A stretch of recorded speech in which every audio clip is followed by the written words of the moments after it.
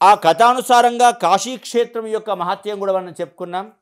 సర్వ పాపాలను తొలగించేది కాశీక్షేత్రం అని చెప్పి, అందుకోసమే ఆ గురువుగారు దాన్ని ఎంచుకున్నాడు అని చెప్పి, అంటే ఒకే కథానుసారంగా కాశీక్షేత్రం యొక్క గొప్పతనము మరియు గురు శిష్యుల యొక్క సంబంధం ఎలా ఉండాలి, గురువుని ఎలా సేవించాలి అనే విషయాన్ని మనం నిన్న చెప్పుకోవడం జరిగింది. కాబట్టి ఆ సిద్ధముని వాక్యాలన్నీ కూడా విన్నాడు సవిస్తారంగా. భక్తుడి యొక్క నామధారకుడు సంతోషంతో అంటున్నాడు, ఆహా ఓ సిద్ధ మహాశయ, నీకు జయముగాక.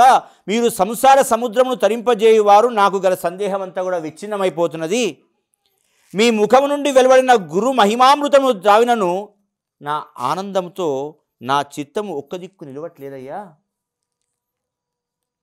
అసలు మీరు ఎక్కడ ఉంటారు? మీ ఆహారం ఏమిటి? అసలు మీరు ఎవరయ్యా?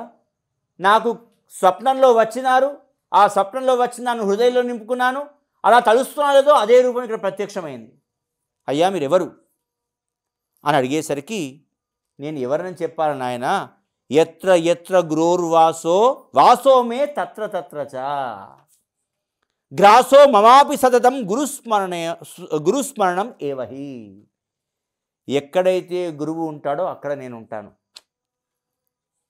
మరి నా యొక్క ఆహారం ఏంటి? గురుస్మరణం ఏవహి. కేవలం నా గురుస్మరణే నా ఆహారం, నాకు వేరే ఏం లేదు, నా గ్రాసం అంతే అని చెప్పినాడు. అంతేకాకుండా ముఖ్యంగా మరొకసారి శ్రోతలారా వినండి అని చెప్తున్నాడు. అటు నామధారణకి చెప్తున్నాడు, మొగిస్తున్నాడు. భుక్తిర్ ముక్తిర్ పరార్థశ్చ వాంఛితం సకలం ధృతం శ్రీ సద్గురోశ్చరితస్య శ్రవణాదేవ లభ్యతే. సద్గురు చరిత్ర వినుట వలన మాత్రమే భుక్తి ముక్తి కోరిన కోరికలన్నీ కూడా సిద్ధిస్తాయి. మరొకసారి శ్రోతలారా వినండి, అది కూడా మనస వాచ కర్మణ మాత్రమే చేయాలి, వినాలి. కానీ గురు చరిత్ర ముందు మన మనసులోకి ఏకాగ్రతగా నిలుచుకోవాలంటే మనం చాలా సంసిద్ధులమై ఉండాలి. అప్పుడు మాత్రమే అన్ని కథల్లాగా కాదు. ఎప్పటికైనా కానీ శరీరాన్ని బాగు చేయాలంటే మనం తీసుకునేటువంటి యొక్క ఔషధం చేదుగానే ఉంటుంది మొదలు, తరువాత మంచి చేస్తుంది. అలానే గురు చరిత్రను మనం ఎప్పుడైతే స్వీకరించుకుందాం అనుకుంటామో అది ముందుగా మనకు తొందరగా మనసులోకి ఎక్కదు. ఎప్పుడైతే దాన్ని మనము సంసిద్ధులమై ఏకాగ్రతతో కూర్చుంటామో అప్పుడే ఆ యొక్క గురు చరిత్ర పూర్తిగా అర్థమవుతుంది అని చెప్పాడు. అంతేకాకుండా ధనార్థి చాక్షయధనం లభతే శృతిమాత్రత పుత్ర పౌత్ర గవాదీంశ్చ తత్కామో జ్ఞానమప్యుత. ధనం కోరుకునేవాడికి అక్షయధనం, కావలసినంత ధనం వచ్చేస్తుంది. లభతే శృతిమాత్రత, కేవలం వింటే చాలు, ఇది చేసుడు సంగతి తర్వాత. అంతేకాకుండా పుత్ర పౌత్ర గవాదీంశ్చ, పుత్రులు పౌత్రులు వంశ వృద్ధి అవుతుంది. మరి గో సంపద అనేటువంటి వస్తుంది. తత్కామో జ్ఞానం అప్యుత, అంటే కావలసినంత జ్ఞానం వచ్చేస్తుంది. నీకు కావాల్సిన లౌకిక జ్ఞానం కూడా చాలా ముఖ్యం ఈ రోజులలో. లౌకిక జ్ఞానం లేకుంటే ఏం లేదు. లోకయాత్ర, భయం, లజ్జ, దాక్షిణ్యం, ధర్మశీలత పంచ యస్మిన్ నవిద్యంతే నకుర్యాతు తేన సంగతి అన్నాడు. ఎవరి దగ్గర అయితే ఈ లోక జ్ఞానం ఉండదో వంద స్నేహం అయ్యాదు అన్నాడు. అయ్యో నాకు లౌక్యం లేదు, నాకు లౌక్యం లేదంటే నువ్వు జీవితంలో బతకలేవు నువ్వు. అలాంటి యొక్క లౌకిక జ్ఞానం కూడా ఈ గురు చరిత్ర ద్వారా వచ్చేస్తుంది. అంతేకాకుండా గ్రహపీడాదులు, రోగాల వల్ల వచ్చే పీడలన్నీ కూడా పోతుంటాయి అని చెప్పి ఇలా చెప్పిన తర్వాత సిద్ధముని యొక్క మాటలు విన్న నామధారకుడు వారికి నమస్కరించి ఈ విధంగా అంటున్నాడు, అయ్యా గురుదేవా, సూర్యోదయం అనంతరే చీకటి సర్వం పోవునో ఆ తీరిన గురు చరిత్ర విన్నంత మాత్రాన నా అజ్ఞానం నశిస్తున్నదయ్యా. చాలా బాగా చెప్తున్నారు, నాకు ఇంకా కొద్ది వినాలని అనిపిస్తున్నది అని చెప్పేసరికి, ఇప్పుడు నీవు కొంచెం గురువు దగ్గరికి వస్తున్నావురా, ఇప్పుడు నీలో ఏకాగ్రత వస్తున్నది, సంశయం పోతున్నది. మొదలై చెప్పినాడు, సంశయంతో గురువు నీ దగ్గరికి రాడు, ఆయన యొక్క చరణములు నీకు లభించవు. ఇప్పుడు కొంచెము నీలో గురువుని తెలుసుకోవాలన్న ఆపేక్ష, అదేవిధంగా ఏకాగ్రత కుదురుతున్నది అని చెప్పి అశ్వత్థమను పేరు గల ఆ వృక్షము కల్పవృక్షమే నిజంగా కూడా. కాబట్టి అది సద్గురు యొక్క సన్నిధి జ్ఞానప్రదమైనటువంటిది. చాలా ఆ వృక్ష ఛాయలో సిద్ధముని కూర్చోబెట్టుకొని నామధారకుడు తన సమీపమునే ప్రీతితో కూర్చుని పెట్టి ఈ విధంగా చెప్తున్నాడు, శిష్య నామధారక విను, ఇంతవరకు మళ్ళీ కూడా చెప్తున్నాను, నీకు అజ్ఞానం చేతనే నీకు గురువు యందు భక్తి దృఢంగా లేదు, సంశయాన్ని విడిచి ఇప్పుడు నేను చెప్పేది మొత్తం విను అన్నాడు. చెప్పుతూ ఎవరికి గురువు యందు దృఢమే భక్తి లేదో వాడు ఎల్లప్పుడూ దుఃఖాన్నే అనుభవిస్తూ ఉంటాడు, సంశయం చేత చుట్టబడే ఉంటాడు అని ఈ యొక్క విషయాన్ని పదే పదే చెప్పుకుంటూ, మరి గురుదేవుని యొక్క హస్త స్పర్శ మాత్రమే శిష్యునికి మరి ఈ మాయా ప్రపంచమంతా కూడా పరబ్రహ్మ రూపంగా కనబడుతుంది మరి అని చెప్పేసరికి, అంటే అయ్యా గురువు కల్పవృక్షం అడిగాడు. గురువు కల్పవృక్షం ఏమిట్రా? కల్పవృక్షం కోరిన కోరికలే ఇస్తుంది, కానీ గురువు నీకు కావాల్సింది ఇస్తాడు.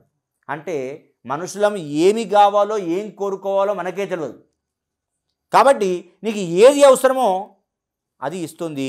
అంటే నీవు సంకల్పించిన దానికన్నా ఎక్కువ ఇస్తుంది, కాబట్టి కల్పవృక్షంతో పోల్చడానికి వేయలేదు, అంతకన్నా ఎక్కువగా ఉన్నటువంటి గొప్పది అయినటువంటి చెప్పడం జరిగింది. కాబట్టి మరి అయ్యా మీరు పలికిన విస్తృతమైన వాక్యాలు విని నా మనస్సు గురుపాదాల యందు లగ్నమై ఉన్నది, ఇంకా కూడా గురులీలలు వినాలి అని చెప్పి నా మనస్సు మరి తహతహలాడుతున్నది.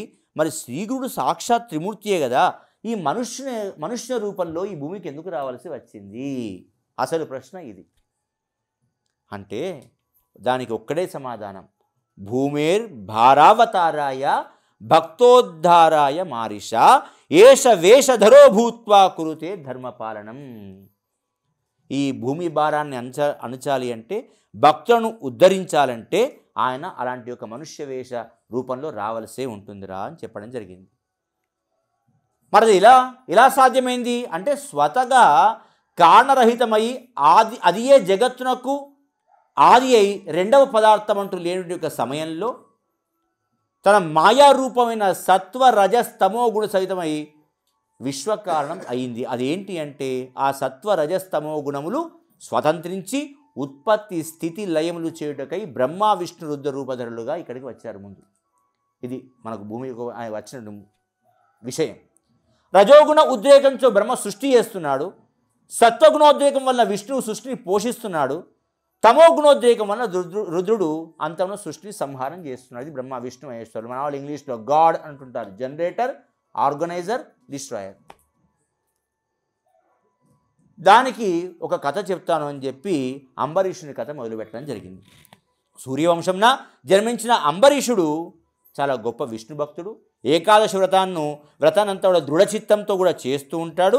అలా చేస్తున్న సమయంలో ఆ రాజు వ్రతం ఆచరిస్తుండగా ఒకానొక సమయమున వ్రత భంగము కోసమే వచ్చినాడా అన్నట్టుగా దుష్టదయం వచ్చినట్టుగా దుర్వాస మహాముని వచ్చినాడు.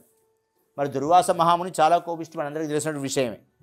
కాబట్టి మనం అనుకోకుండా ఆ రోజున ఒక్క గడియ మాత్రమే ద్వాదశి ఉంది, అది దాటితే ద్వాదశి వ్రతం చెడిపోయినట్టుగా ఉంటుంది. ఈయన వచ్చి కూర్చున్నాడు, అతిథిని కాదని చెప్పి మనం భోజనం చేయడానికి వీల్లేదు. మరి ఎలా? అయ్యా తొందరగా రండి, ఇంకా ద్వాదశి గడియలు ఒక్క గడియనే ఉన్నది, తొందరగా మీరు వెళ్ళి నదికి వెళ్ళి స్నానం చేసి రండి అంటే ఆయన తదేకంగా జపం చేసుకుంటూనే కూర్చున్నాడు. మరి ఏం చేయాలి? ఇటు అతిథిని అవమానించకూడదు, ద్వాదశి వ్రతం మరి ఎట్టి పరిస్థితుల్లో భంగం కాకూడదు అని చెప్పి జలపానం చేసినాడు. జలపానం చేసిన తర్వాత అప్పుడు తన దివ్య దృష్టితో తీసుకున్న యొక్క దుర్వాస మహాముని నన్ను పిలిచి కూడా నువ్వు ఈ విధంగా జలపానం చేస్తావా అని చెప్పి అతన్ని శపించబోతున్న సమయంలో ఒక్కసారిగా విష్ణుమూర్తిని స్మరించినాడు ఆయన. మరి భక్తప్రియుడు కాబట్టి ఒక్కసారిగా పిలిచేంత మాత్రానే వచ్చేసాడు ఆ విష్ణు భగవానుడు. నీవు నానా యోన్లందు పుట్టు అని శపించే సమయానికి వారిద్దరి మధ్యన విష్ణు భగవానుడు వచ్చాడు. వచ్చి మునేర్వాక్యం నమిత్తిరేది భీతో రాజ హరే పదం జగ్రాహ స మహావిష్ణు బభాషే భక్తవత్సల. అప్పుడు మునివాక్యం తిరుగులేదు అన్న భయం చేత ఆ రాజు విష్ణు యొక్క పాదాలు ఎప్పుడైతే పట్టుకున్నాడో వెంటనే ఆ విష్ణు వచ్చి, ఏమయ్యా మునివర్య, నీవు శపించే శాపాన్ని గ్రహించే స్థితిలో ఈ రాజు లేడు, కాబట్టి ఆ శాపం ఏదో నాకివ్వు అని చెప్పి అన్నాడు. అనేసరికి మరి ఈ దుర్వాస మహాముని ఎవరు అంటే ఈశ్వర సంభూతుడైనటువంటి వాడు దుర్వాస మహాముని. అరే ఇది ఎందుకు ఇలా అడుగుతున్నాడు అంటే, భగవంతుడు హరి ఈ నా శాప కారణంగా ఈ భూలోకం పైన అవతరించవలసి ఉన్నది అని చెప్పి ఆ విషయాన్ని ఎవరు ఈ యొక్క దుర్వాస మహాముని తెలుసుకున్నాడు. కాబట్టి శ్రీదేవితో కలిసి పుట్టికేలేటువంటి యొక్క శ్రీహరి అవతరించి భక్తులను ఉద్ధరిస్తాడు కాబోలు, అందుకోసమే నన్ను శపించమంటున్నాడు అన్న విషయాన్ని అతడు తెలుసుకున్నాడు. అందులోకై పరులకు ఉపకారం జరుగుడు కోసమని తప్పకుండా నేను శాపాన్ని ఇస్తాను అని చెప్పి ఆ విధంగా అతను శాపం ఇవ్వడానికి సిద్ధమైనాడు. ఏమని శాపం ఇచ్చాడు మరి అంటే, నీవు స్థూల సూక్ష్మ పదార్థములలో నివసించి వాడవవుతూ విశ్వాత్మకుడయి కూడా పుట్టుకలేని వాడైనప్పటికీ కూడా 10 మారులు ఈ భూమిపై మత్స్యాది రూపాలను ఎత్తుగాక. అంటే 10 రూపాలు దశావతారాలుగా నువ్వు పుట్టాలి. అంటే ఏంటది? మత్స్యకూర్మో వరాహశ్చ నరసింహ శరీరదృగు యాచకో వామ నాంగేన విప్రోపి క్షత్రియాంతకుతు పుత్రో దశరథస్యాసి శ్రీరామో రాజభూషణ రాజా భూత్వాపి అత రక్షద్గోష్ఠే గోపగృహేపిగాః విహాయ వసనం లగ్నో జాతో ఏ బుద్ధ ధర్మకృతు యుగాంతే భవితా కల్కి మ్లేచ్ఛాః సోశ్వవాహనం. అంటే మత్స్యకూర్మ వరాహాలతో సహా కూడా నారసింహావతారం, యాచకునిగా వామనావతారం, క్షత్రియులను సంహరించడానికి భార్గవరాముని యొక్క అవతారము, అలానే రామావతారము, అదేవిధంగా మరి ఆ యొక్క శ్రీకృష్ణుని యొక్క అవతారం ఎత్తినాడు, మరి లాస్ట్కు బుద్ధావతారం ఎత్తినాడు, చివరికి యుగాంతంలో కల్కి అవతారం ఎత్తినాడు అశ్వవాహనం పైన. ఇలా 10 అవతారాలు ఎత్తుమని చెప్పి తను ఎప్పుడైతే శపించినాడో అప్పుడు వెంటనే ఆ విష్ణు భగవానుడు శాంతించినాడు. అది ఎందుకో కారణం ఆయనకు తెలుసు, ఈయనకు తెలుసు. కారణం మాత్రమే కేవలం ఈ యొక్క అంబరీషుడు. కాబట్టి ప్రసిద్ధమైన అలా చెప్పిన తర్వాత ఇంకేమున్నది? ఆహా, ఎంత గొప్పవాడయ్యా! ఎవరు? ఆ యొక్క అంబరీష మహారాజు ఇంత గొప్పగా ఏకాశ్వరం చేత భగవంతుని ప్రత్యక్షం చేసుకున్నాడంటే ఆ గురు శిష్యుల బంధం ఎంత గొప్పదో కదా అని చెప్పి మరి ఆశ్చర్యపోతున్నాడు. అంతే, ఇంకా ఏం విన్నావురా నీవు? నామధారకుడు మళ్ళా అంటున్నాడు, పునః ప్రణామం వనర్చి ఆశ్చర్యమైన విషయం తెలిపినారయ్యా, చాలా గొప్ప విషయం ఇది. మరి ఇంకా ఏమైనా అవతారాలను చేసినాడా అని అంటే అప్పుడు చెప్తున్నాడు, ఇంకా ఏం చెప్పాలరా నేను, ఒక ప్రసిద్ధమైన పతివ్రత శిరోరత్నం అనసూయ ఉన్నది కదా, ఆ అనసూయ పతివ్రతకు త్రిమూర్తి అవతారంగా దత్తాత్రేయుడు నిర్మించినాడు అని చెప్పినాడు. ఎప్పుడైతే ఆమె గొప్ప పతివ్రత అని చెప్పిన తర్వాత ఇంద్రాది దేవతలంతా భయపడుతున్నారు, వారి యొక్క పదవి ఎక్కడ పోతున్నారో భయపడుతున్నారు. వెంటనే పోయి ఆ విష్ణు దగ్గర మొరబెట్టుకున్నారు. అందరూ వచ్చారు, ఆమె పరీక్షిద్దాం అనుకున్నారు. చివరికి మరి దిగంబరలాగా వడ్డించమన్నారు. ఆమె వడ్డించేసరికి వీళ్ళు బాలలాగా మారిపోయినారు. ఈ కథను మన దత్తాత్రేయ జయంతి నాడు చెప్పుకోవడం అనేటువంటిది మన గుళ్ళో వచ్చిన ఆచారం. ఆ తర్వాత మరి ఇంతకుముందు చెప్పినట్టుగానే భక్తులైన నామధారంతో సిద్ధుడు అంటున్నాడు, పరమేశ్వరుడు తన భక్తులను తరింపజేయడం కోసమే నరరూపంలో అవతరిస్తున్నానని చెప్పినాను. అలా అనసూయకు జన్మించడం జరిగింది. మరి అంబరీషుని రక్షణార్థము కోసమే ఆ యొక్క శ్రీహరి దశావతార ఎత్తిన ఇంతమంది చెప్పుకున్నాం మనం. ఇంకా ద్వాపరం యందు కలిపురుష ప్రవేశమున విప్రులు అజ్ఞానం చేత దురాచారం యందు ఇష్టులైపోయి కలిదోష ప్రభావం చేత దూషితులైనటువంటి యొక్క ఆ సమయంలో శ్రీగురుడు అవతరించినాడు. భగీరథుడు పితరులను ఉద్ధరింప గంగను భూమిని అవతరింపజేసినట్లు భక్తులను రక్షించుదామని చెప్పి ఈ భూమిపైన శ్రీగురుడు అవతరించినారా. అంత గొప్పవాడు, అందుకోసమే అందరినీ ఉద్ధరించుదామని చెప్పి తను మానవ అవతారం ఎత్తినాడు అని చెప్పి ఇక్కడ చెప్పడం జరిగింది. మరి దానికి ఒక కథ చెప్తున్నాడు మళ్ళీ నామధారుడు. ఒక విప్రస్త్రీ ఉన్నది, భక్తి ప్రవృత్తుల చేతి దత్తుని పూజిస్తున్నది. ఆ బ్రాహ్మణ స్త్రీని కూడా తనకు పుత్రుడైపోయినాడు. ఇటు అనసూయాదేవికి పుత్రుడైపోయినాడు, మరొక బ్రాహ్మణ స్త్రీకి ఇతడు పుత్రుడైపోయినాడు. ఈ ఆశ్చర్యమును చేకూర్చేందుకు మరొక ఉత్తమమైనటువంటి యొక్క సంగతి నీకు చెప్తాను విను అని చెప్పినాడు. కాబట్టి ఒక దినమున వారి ఇంట పితరులు ప్రియమైన పితృశ్రాద్ధం వచ్చేస్తున్నది. ఆ పితృశ్రాద్ధము వచ్చినప్పుడు ఆ దినమున శ్రీదత్తుడు వారింటికి అతిథి రూపంగా వచ్చాడు. మామూలుగా శ్రాద్ధం అయితే బ్రాహ్మణుడు కూర్చొని మనం ఏం పెట్టం, ఆ రోజు భిక్షగాని కూడా భిక్షం వేయము. ఇంకా శ్రాద్ధం ప్రారంభం కాలేదు. పితృస్థానందు కూర్చునే బ్రాహ్మణుడు భోజనం చేయకనే ఆమె అతిథి రూపంగా వచ్చిన దత్తునికి భిక్ష వేసింది. ఆమె భక్తికి వశుడైపోయినాడు ఆ దత్తాత్రేయుడు. ఆమె భక్తిని గ్రహించి ప్రసన్నుడై ఆమెకు నిజంగా కూడా త్రిగుణాత్మకమైన యొక్క తన స్వరూపాన్ని దర్శనాన్ని ఇచ్చాడు. వెంటనే ఆ త్రిమూర్తి ఆదో బ్రహ్మ మధ్యే విష్ణు అంతే దేవ సదాశివ అలాంటి యొక్క త్రిమూర్తి స్వరూపాన్ని చూసి ఆయన చరణములపై పడ్డది ఆమె. ఆహా, ఎంత అదృష్టమో కదా!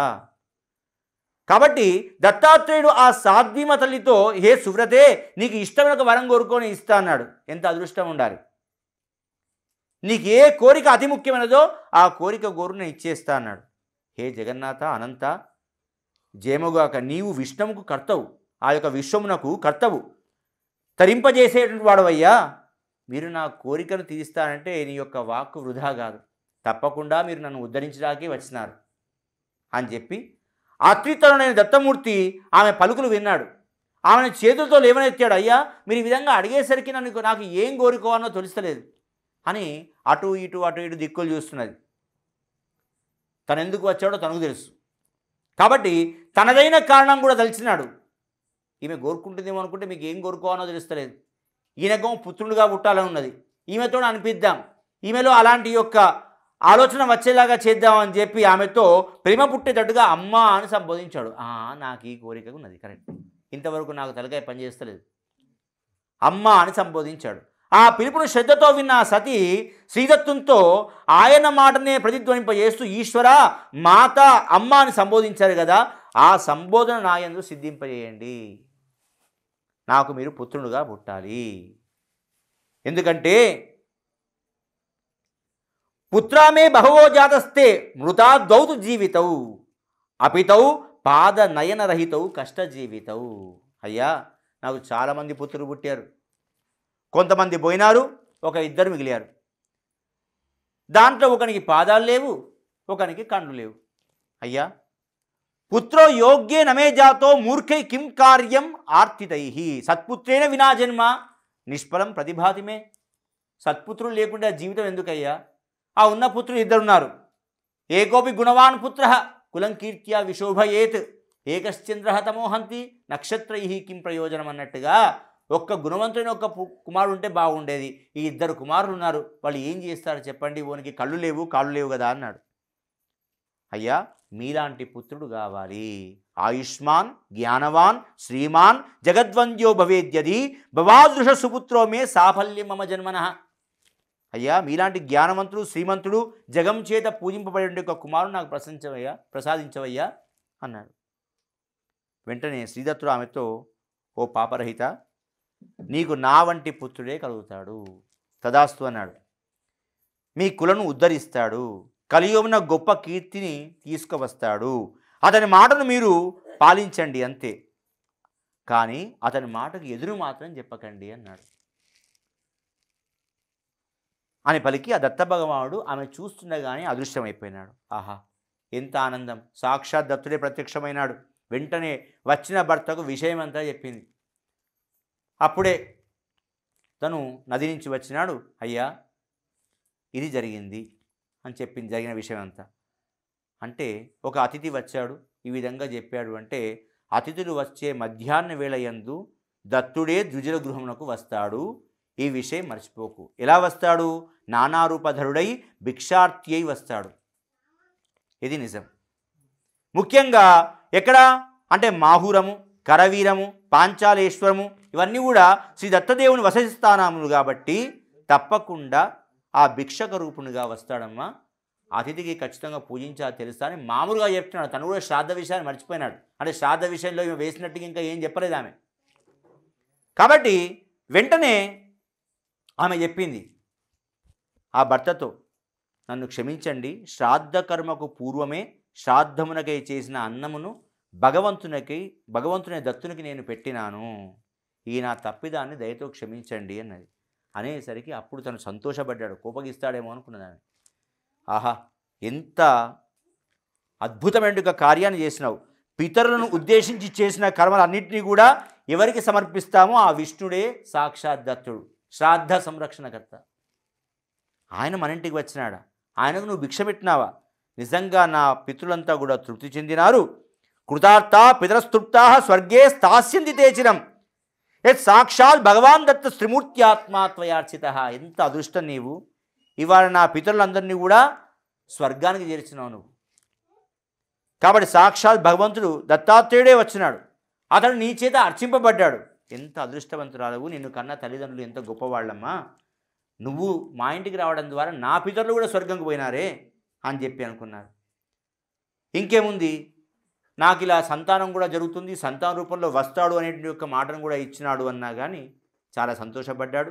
ఈ రీతిగా వాళ్ళు చాలా సంతోషపడుతూ ఆ పతివ్రత ఆ దత్తభగవాను చెప్పినట్టుగా కొన్ని రోజులకే గర్భం దాల్చింది. 9 నెలలు నిండిపోయాయి.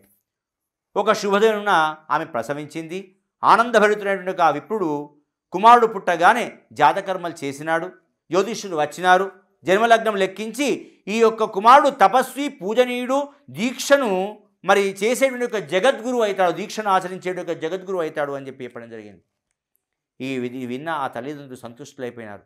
నిజంగా ఆ రోజు దత్తభగవానుడే చెప్పాడు, శ్రీగురు దత్తుని వర్ణం వలన నాకు ఇది లభించింది అని చెప్పి, మా పితరులు తరించినారు అని చెప్పి ఇద్దరు కూడా సంతోషపడినారు. వెంటనే 12వ దివసంన ఆ బాలునికి మంచి చిహ్నములు గల పాదములు ఉన్నటువంటి యొక్క అంటే చిన్న చిన్నగా ఒక చూస్తే ఆనందంగా అనిపించే ఒక చిన్న చిన్న పాదాలు రెండు యొక్క పుత్రుడు పుట్టగానే అతనికి శ్రీపాదుడు అని పేరు పెట్టడము జరిగింది. కాబట్టి ఆ బాలుడు విద్యాబుద్ధులతో సద్గుణంతో వర్ధిల్లుతున్నాడు. తండ్రి ఆ బాలునికి మరి గర్భాత్ అష్టమనే ఉపనయనం కూడా చేయడం జరిగింది. ఆ వటువు యథావిధిగా బ్రహ్మచర్య శ్రమపాలన చేస్తూ సాంగోపాంగంగా వేదశాస్త్రాలను కూడా చదువుతున్నాడు.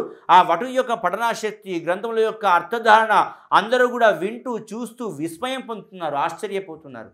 నిజంగా ఈ బాలుడు సాక్షాత్తు ఈశ్వరుడే అని చెప్పి ఆ గ్రామంలో ఉన్న వాళ్ళంతా కూడా చెప్తున్నారు.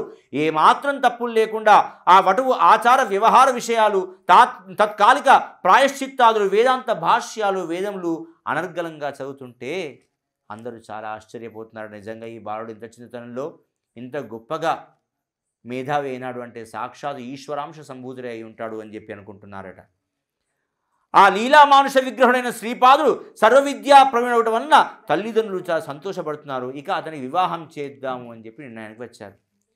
వివాహ ప్రయత్నంలో ఉన్న తల్లిదండ్రులు చూసి వారిని వారించాడు. శ్రీపాదుడు ఏమని చెప్పినాడు, నాకు మనుష్య కాంతను వివాహము ఆడాలనేటువంటి ఒక ఇచ్చ లేదు. నా కాంత కేవలం వైరాగ్యం అనేటువంటి యొక్క కాంతనే, ఆమెను మాత్రమే నేను వివాహం ఆడతాను, ఇతరులు నాకు ఇష్టం లేదు, ఆమెతో నా వివాహము జరుగుతుంది. ఎవరితోటి? వైరాగ్యం అనేటువంటి ఒక కాంతతోటే వివాహం జరుగుతుంది. యోగశ్రీ అను కాంతనే నేను వరిస్తాను, ఆమె తప్ప మిగతా స్త్రీలందరూ కూడా నాకు మాతృ సమానులు అని చెప్పి చెప్పడము జరిగింది. నేను తపస్సు చేసుకునేవాడిని, బ్రహ్మచారిని, బ్రహ్మనిష్ఠులను అని చెప్పి ఆ తల్లిదండ్రులకు చెప్పేసరికి ఒక్కసారి వాళ్ళంతా విన్నారు, ఆశ్చర్యపోయినారు. ఏం మాట్లాడాలో వాళ్ళకు మాటలు రావడం లేదు. వెంటనే పుత్రుడైన యొక్క శ్రీపాదుని యొక్క మాటలు విని ఇదివరలో భిక్షకు వచ్చి వరం ఇచ్చినప్పుడు దత్తాత్రేయుడు భావించిన తీరును స్మరించింది ఆమె. దత్త భగవానుడు చెప్పినట్టుగానే నడుస్తోంది ఇక్కడ. ఆ మాటల యందు హృదయం ద్రవింపజేసుకొని శ్రీదత్తుడే ఈ మాటలు అంటున్నాడు. మరి ఆనాడే దత్తుడు చెప్పాడు. ఏమని చెప్పాడు? నీకు కుమారుడు పుడతాడు, అతని మాటకు నువ్వు ఎట్టి పరిస్థితుల్లో ఎదురు చెప్పకూడదు అన్నది. ఆ మాటను తలుచుకున్నది ఆమె. నిజంగా సాక్షాత్ దత్తుడే ఇలా అవతరించాడు అని చెప్పి, అతడే పరమపురుషుడు అని చెప్పి భావించుకున్నది. వెంటనే అతనికి ఎదురు చెప్తే లాభం లేదు, అతని ఎదురుగా వెళ్ళింది, ఎదురు చెప్పలేదు. ఓ పుత్రక, నీవే మాకు పాలకుడవు కదా, మా ఆశలు నిష్ఫలం చేయకము అని పుత్రప్రేమ చేత వ్యాకుల చిత్తం కలదై ఆ సుమతి కళ్ళు నిండా నీళ్లు పెట్టుకొని అరటి చెట్టు గాలికి విరిగి ఏ విధంగా అయితే పడుతుందో ఆ విధంగా నిలబడిపడ్డది. అంతే, మూర్ఛపోయింది. ఎందుకంటే ఇక తన కొడుకు దూరం అయిపోతాడు, తన దగ్గర ఎవరు ఉండరు అన్న బాధ. అలా అని చెప్పి ఎదురు చెప్పలేదు. ఏం చేయాలి? ఏదో అడుగుదామనుకున్నది.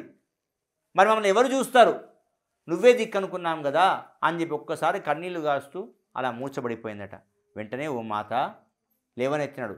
చింతించకు, నీకేది కావాలో ఆ వరం ఇస్తాను, నీ చిత్తం దృఢంగా చేసుకో, సుఖంగా ఉండు, ధైర్యపడాలి కానీ అధైర్యపడకూడదు అని చెప్పి అన్నాడు.